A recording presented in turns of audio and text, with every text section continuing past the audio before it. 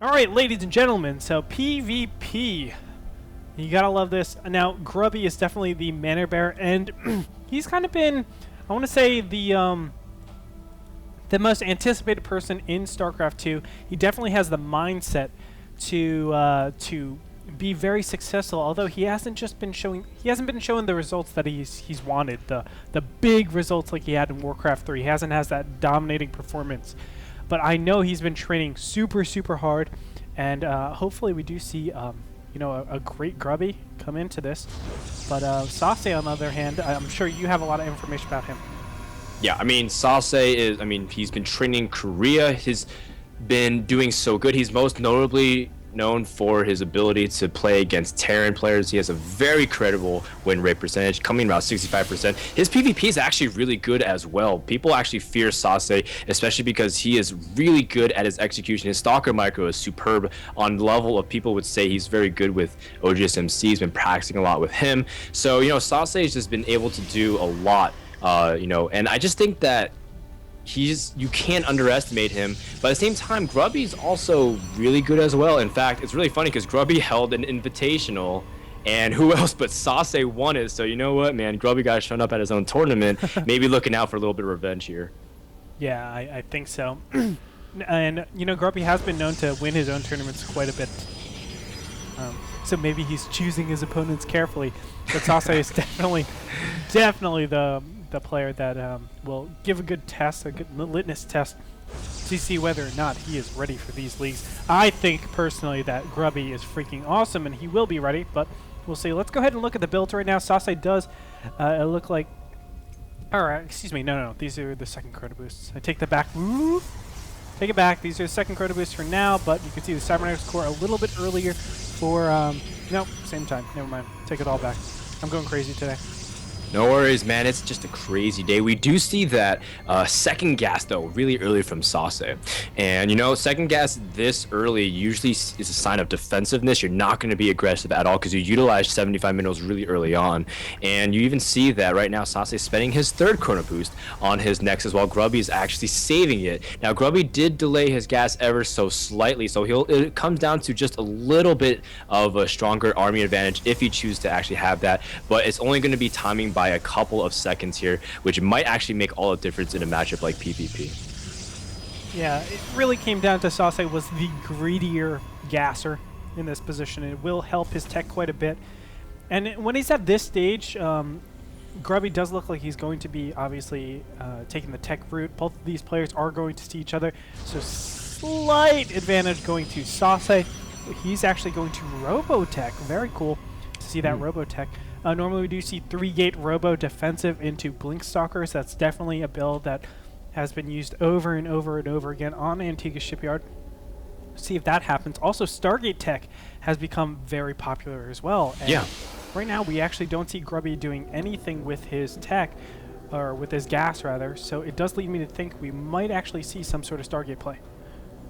It's very interesting because he's saving up a lot of resources, and he's been chrono boosting his Cybernetics core as well. Ooh, wow. Grubby, what are you planning? He's actually going to place 3 more gateways. Very interesting. Now this is delayed 4-gate. There's a lot of mind games that go into PvP. Oh yeah. But I'm not sure what he's planning on doing with this. I mean, obviously a delayed 4-gate isn't too effective. There it is. Twilight Council goes down. Okay, he's going for Blink Stalkers.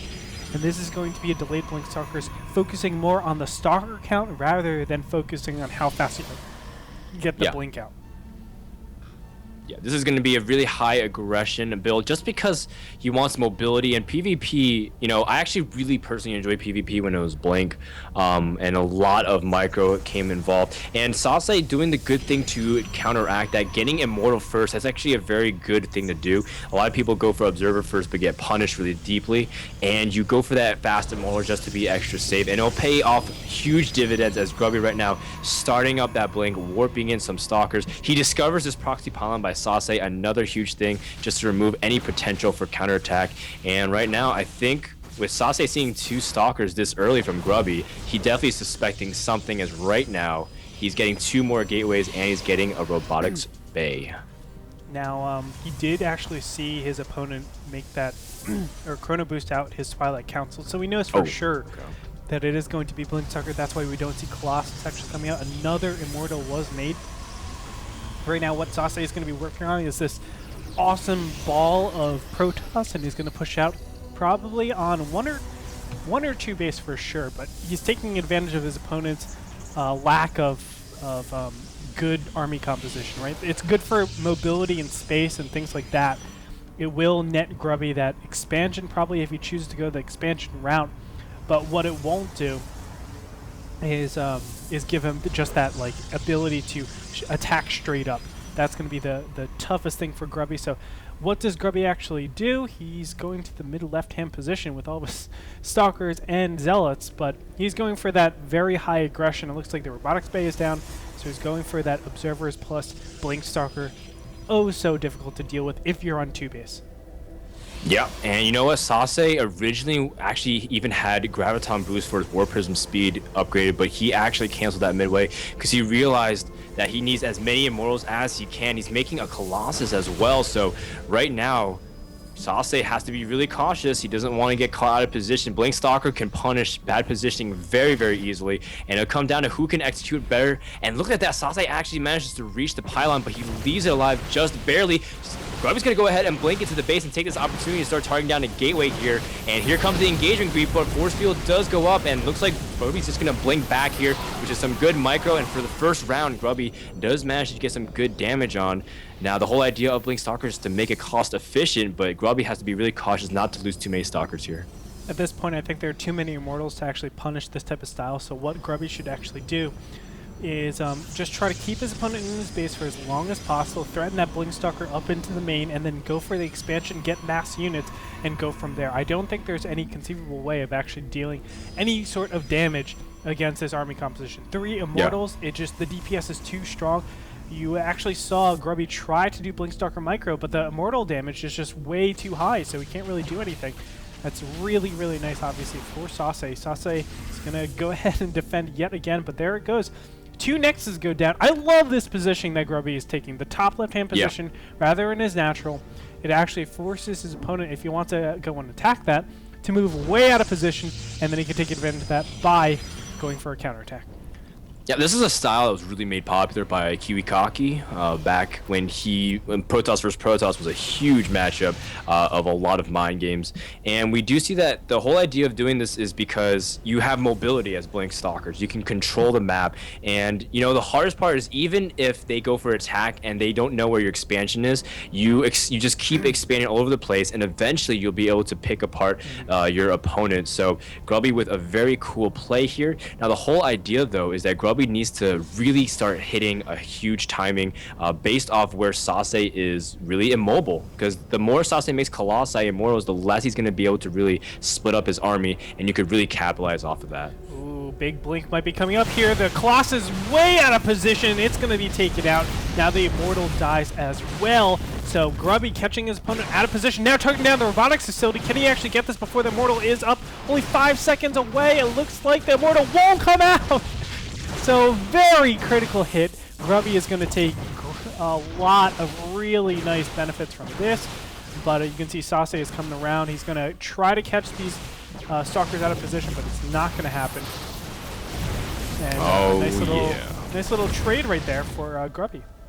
Yeah, I mean, he managed to snipe an important tech building. He's also managed to pick off some really important units. He killed a Colossus, so that's definitely it. Sase with a little bit of disorganization with his units here. He did manage to deal with some of the units and the pylons and whatnot, but still, for the most part, Grubby has that expansion up and running. Now he's transitioned to a Dark Shrine, and, you know, Dark Templar... You know, there's a lot of different dynamics with Dark Templar recently in PvP developing, but right now Grubby's, again, focusing more on map control, trying to really capitalize on his mobility, and right now Sase definitely feeling like he can't move out too much, but he's starting to group up everything and starting to move around. Looks like he's just trying to zone off here, but he's not that mobile, just like we were talking about, and we just see that Grubby blinking back here, but nothing of real consequence. Oh, the Observer does get picked off. That's actually a really big play. Big plays right there, man, for sure. These 2 Stalkers, poor Stalkers, they're going to be taken out over here. as Sase will just chase them down. Sase right now does have the better army composition. What Grubby normally transitions to here, and I'm saying not Grubby in particular, but all Protoss that transition to here, is heavy upgrades on your attack. Like you get +1/+2 relatively early, but we don't see that coming out right now. And then you actually go Charge a Lot Zealot, or that is what it is, Charge a Lot Archon.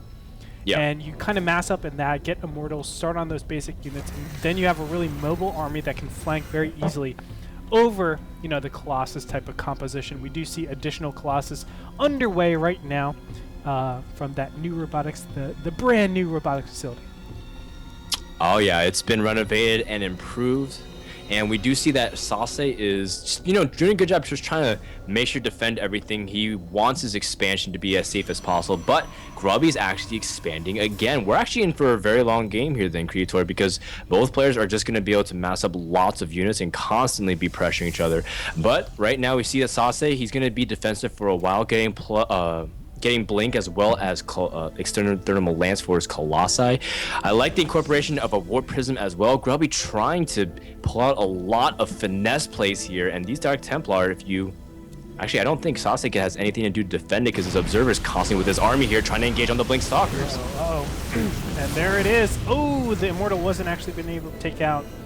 But definitely the Dark Templar play is going to do a lot of damage. No Observers in the back over here. What does Sase actually do? Now that one Observer is the only thing that he has for spotting any of this. So the Dark Templar is doing a crazy amount of damage. Oh my god, the Colossus. Nope, he's not going to go for the Colossus. Oh, he can! It's trapped! Oh my god. The Colossus is trapped! And you know what? Sase definitely with a little bit of a miss rally there. The Colossus tried to stay safe, but instead he managed to trap himself. And the Dark Templar are chasing it, trying to nip at its heels. And he does manage to get the kill. The Observer does clean up some of those Dark Templar. And Grubby managed to get some important snipes here. Kills the robotics yet again, killing a lot of probes. And Grubby doing a phenomenal job keeping Sase in his base. But in the end, Grubby keeps trading a lot of supply to harass Sase, and in the end, Sase's army still, regardless, is very, very big here, Gretorp. Yep, Blink is finished. There it is. Will it be enough to take the War Prism? No, it isn't. So, at what cost those Dark Templars? Did they do enough? And I would say, yes, they did. The income tab is showing 32 Harvesters to 50. Grubby amazingly ahead in that respect, but he is very far behind in terms of units. I love this double robo production. Boom! He's getting Colossus, double the speed of his opponent. And obviously he'll have 2 Colossus by the time this army makes its way all the way over. So Grubby playing this strategically impeccable, I think. Just outplaying his opponent all over the place. Yeah, and during this whole time, again, he's on 3 base versus opponents 2. Sase has no idea or collection of knowledge to his degree. And we do see that Grubby is actually starting to mass up a lot of Zealots as well, just like you were saying, and he does have charge, so he does have that ability to full out engage on Sase. He does have also a couple of Mortals. Looks like Sase wants to aggress. He is upset about the attack, and he wants to get revenge, and Grubby is going to be able to flank accordingly. Looks like Sase's army is not completely together yet, and the force fields do go up, and looks like Grubby's going to go ahead and take a defensive position up his main, which I like. I like that play a lot, That actually. is correct. Just know that your advantage is in the production of those Colossus. Just wait it out. Give up that expansion. That was the correct move to do. And now just retake it. Take the bottom of your ramp. And now that you have more Colossus than your opponent, you're going to be in a great position. Thermal Lance has now finished. So now he's a lot more comfortable. Actually, Grubby feels so confident he's going to go for it. And charge is up, so it's going to help quite a bit. He needs to spread out.